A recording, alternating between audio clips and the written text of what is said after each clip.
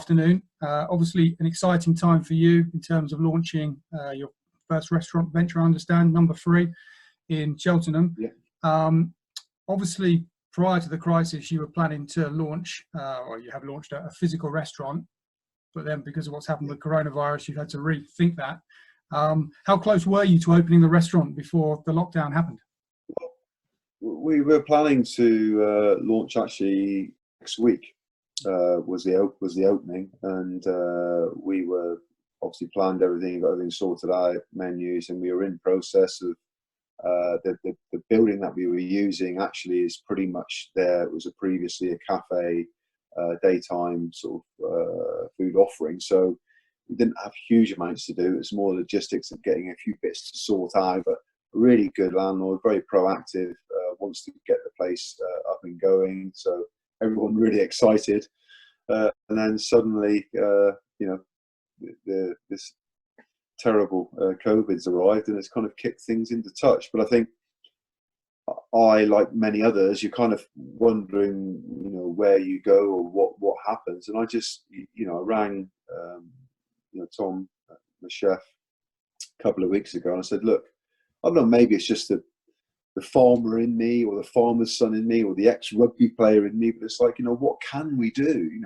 We can't just sit here and do nothing. I just feel I can't just sit here and do nothing. So a very lucky conversation. What do you think we can do? Should we do click and collect, or should we look at some kind of delivery? At least try and, we're not going to go making lots of money, but what we can do is add, I believe, a lot of value to my first, restaurant.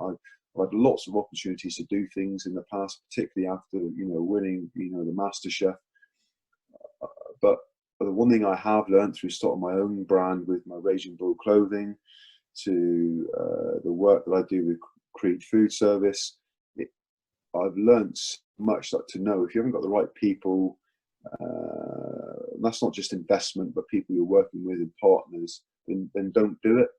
So for the first time, I'm so excited, got the people that I want, got my concept, which I'm so happy with, and it's me, it's Phil, people coming together, food sharing, not showing off, just good, well-sourced food, cooked well, thought about, having fun, and it's just something like wallop. So to go back, the online offering, the click and collect is just a starting point. What can we deliver? Already this week, me and Tom, we had a conference call earlier on, but just talking about the dishes we're going to bring in this week to freshen up, what are our learnings, and I'm just really excited. I feel so proud to finally have a food offering which I'm influencing.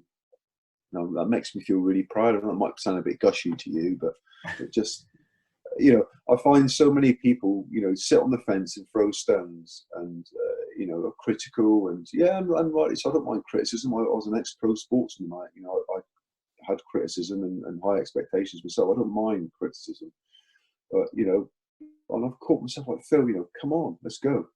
I'm passionate. I'm not a chef, but I'm a cook. I love food. Let's get going. Let's move this. And I think with number 3. Particularly that number 3, the number 3 that I wore for so many years meant so much to me, and I just wanted to get this going. So I hope that makes sense. Anyway, in a way, I suppose this will sort of give you a soft launch into the restaurant business. It will give you a chance to see how it goes with the dishes, build up a bit of a customer base before you eventually do get the chance to get the restaurant open, which hopefully won't be too far away anyway. Yeah, no, absolutely. I think, we'd all love to sit here, wouldn't we, and say, in 3 months, 6 months, 8 months, or whatever. We just don't know. And, I'd love it to know, but even at the same time, so we're adding value, we're trying things out, we're getting a base, we're looking at our customers, we're getting feedback, what do you like, and we'll develop, and we will develop menu and develop ideas about how we can work and people we can work with and partnerships, and just trying to be positive and proactive. And then one day, when that day will come, and it will happen, whatever the new normal looks like in the future, with all what we've learnt along the way of the click and collect, and also what we're learning, I think I'm a reasonably sensible human being. What we've learned from other people and seeing what other people are doing and where we can fit and understanding, our customer base and where we live and how things are panning out. I'd like to think actually we'll be in a really good place to launch that, the physical bricks and mortars, cafe restaurant offering, and I hope it's sooner rather than later. But ultimately, we're doing something now and adding value to that. So in terms of the focus of the restaurant itself, it's very much directed around fresh produce, local produce, classic British dishes, those kind of things. Yeah, I mean, a celebration of good food. I don't like to put myself in a box and sometimes become too local and regional. I mean, we're very lucky here in Gloucestershire, where we're surrounded by great producers and makers, whether that be pulses, juices, beers, wines, meats. We live in such a fantastic spot, so there's so much to celebrate here in our area. But at the same time, I've been sent, I particularly enjoy my baking here at home. I've been sent flour from a mill in Norfolk. The last working water mill in Norfolk has sent me flour to use in my bread. Wow. How amazing is that? So, it's celebrating good food. It's Phil. It's not trying to overcomplicate things. It's just to celebrate, just well put together, thought about food without trying to be too clever.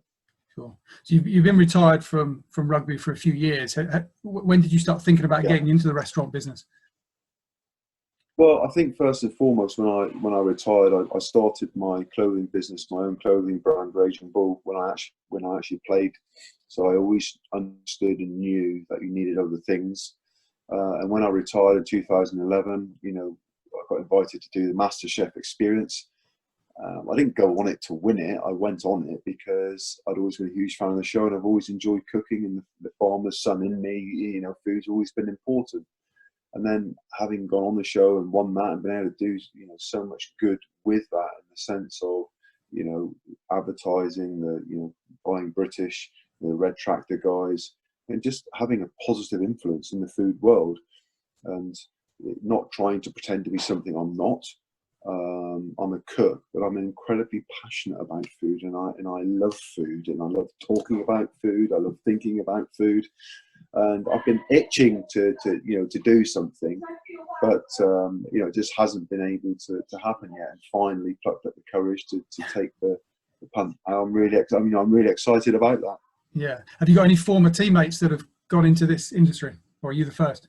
I don't think so. There's a few rugby guys that I know, like down the pub route type of event, but I don't really know anyone who's done, gone down, the full-on restaurant side. But I'm really excited by that. I think it's a huge opportunity. It's an extremely tough business, and extremely competitive. But at the same time, I think it's really rewarding too. That I always kick back to people when they say, "Oh, that's a tough business." I don't really know off the top of my head any businesses that aren't difficult. It's kind of, and that's not to say that it's all right, but it's kind of, retail. So I retail with my Raging Bull, with my clothing brand. Oh, that's difficult. Retail's tough. Yeah, it is. Farming's pretty tough too. Being a pro sportsman's pretty tough too. It's kind of, so you're in it, and I want it. I keep things simple. I'm very lucky. I've got a very loyal supporter group here, certainly in Gloucestershire, but actually throughout the country. I'm privileged to have had such a wonderful sporting career where I was controversial because I left everything on the rugby field, but I think people always liked Phil. I was always very respectful. I always had good manners. I'm hugely passionate about my country. I take what I do very seriously, but at the same time, do it with a smile. And I've got such a great following of people, and it always, it never ceases to amaze me. Some of the messages I get and offer people good lucks and wishing you well and support. And and I certainly hope, and people will see with my food offering, whether that offering is in a cafe, or whether that offering is in a restaurant, or whether it's in a pub, or whether it's a grab and go, or whether that's me I don't look down on food, but people will know when they have my food. They'll know, and they'll feel safe and feel happy and know that that food is authentic and real. And I've always been, of all the things, you might not like me, but I've always been authentic and real. That's something which is really, really important to me. Okay, I know there are professional sports people that would invest in this industry, and they'd often be a silent partner in new restaurant openings and so on. It sounds like you're heavily operationally involved as well. Would that be fair to say? Yeah, no, absolutely. I think you have to give direction. It has to be a team. You have to input. You have to lead. You have to show people and communicate with people, and also very much. I liken it very much to like a team, my rugby team. Yes, you're leading and you're captain, but people need to do their jobs too. You need to let people do their jobs, and you trust them to do their jobs. We're just there for guidance. You're there as teamwork. We all need each other. I'm ambitious. This is the start of something. This is not the finish. This is not the end. There'll be other opportunities out there. There will be. And I want to make sure that I'm at the front end of that, not just opportunities as in restaurants, but opportunities as in foods. What trends happening. I'm very lucky with the food business that I work for. I sit as a non-exec for Creed Food Service, and the thing which apart from the fact that they're a great business and a great family business and their values and what they stand for, it's a brilliant company to work for. But actually, being involved in that food sector and looking at trends, looking at what's going on, whether we're talking about restaurant, whether we're talking about national trust venues, whether we're talking about schools, universities, colleges, garden centres, grab and go. And I find that really, really interesting. And being involved in that world and looking at new products, looking at new techniques, listening to what people are saying, looking at the trends, other countries, what's coming, what's been working, what's not working so well. It's kind of, I think you have to be that open-minded now to think that you can just try and do something you think people will like. It's about my food and my team producing it, but thinking about what the future is and where the food industry is going. And that's not just about the food going out the door. And as I'm sure we'll lead on to talking about, it's what is available to get that food to our consumer in the best possible way, with a minimal impact on that food, and trying to use technologies and new techniques to raise the standard of the food. Yeah, you've obviously surrounded yourself with a strong team as well. Know the local hospitality market very well. Tom Raines as chef. Has he been heavily involved with you in terms of shaping what the kitchen looks like and what kind of tools your team will need to get the dishes out? Yeah, I think what Tom wants and what Tom gets could be two different things, but but yeah, I think the input. Listen, the input of the people you're working with, your partners, and myself and Tom, we're a partnership. I'm not a dictator. Tom's involved. We're business partners together. I went to Tom's establishment over 10 years ago and loved what he was doing, loved his food. We've always kept in touch, know him really well, and his wife Jules, amazing family. And to have him on board and to talk about Tom as being a partner of mine, I respect so much as a chef. He's strong-minded like most chefs, but for those of the people that don't know me, I'm quite strong-minded as well. But I think what Tom understands is what he can't do is try and, he can't try and be me. I know I can't try and be Tom. He's got some amazing ideas, and he's an incredible human being and someone I trust completely. But he also knows me and my passion and what I love about food. And we sat down, we had a conversation this afternoon, just talking about ideas, about some fresh ideas for menu. And genuinely, it's almost like he already knows what I'm thinking. He's a chef, but I talk about his stuff, but in a foodie way, in a cook's way. And it's really interesting. Great relationship. I'm really excited about working with Tom and seeing where it goes, and I'm learning from him. But the great thing is, as Tom is a chef, is his attitude as well is is like me. You're not trying to make secrets. How can we help? What can we share with people? I want people to be able to cook more. I want people to understand more about food. I want to encourage people, and whether that's recipe or how or technique. Let's not hide it. Let's not try and keep it secret. Let's tell people about it. Let's encourage, let's engage people. And whether that's sort of not about having a financial reward, the reward is making people hopefully understand and cook more, and when they go to restaurant or have food, have a little bit more knowledge and go, actually, because that has to be good for all of us. If we can encourage more people and inspire more people to cook and understand tastes and flavors and contrasts of texture and how to build a plate of food, perhaps that's good for everybody. Why wouldn't we want to do that? And given as you said, your Celebrity MasterChef victory, which I think was 2011, are we likely to see you behind the pass, behind the stove, in the kitchen? Oh, listen, definitely. I get a huge buzz being in kitchen. I love being around people. I love that pressure of knowing when it goes live and when it's happening.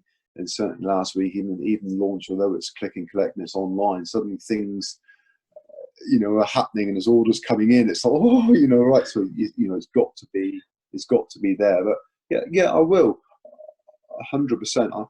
It's a shame.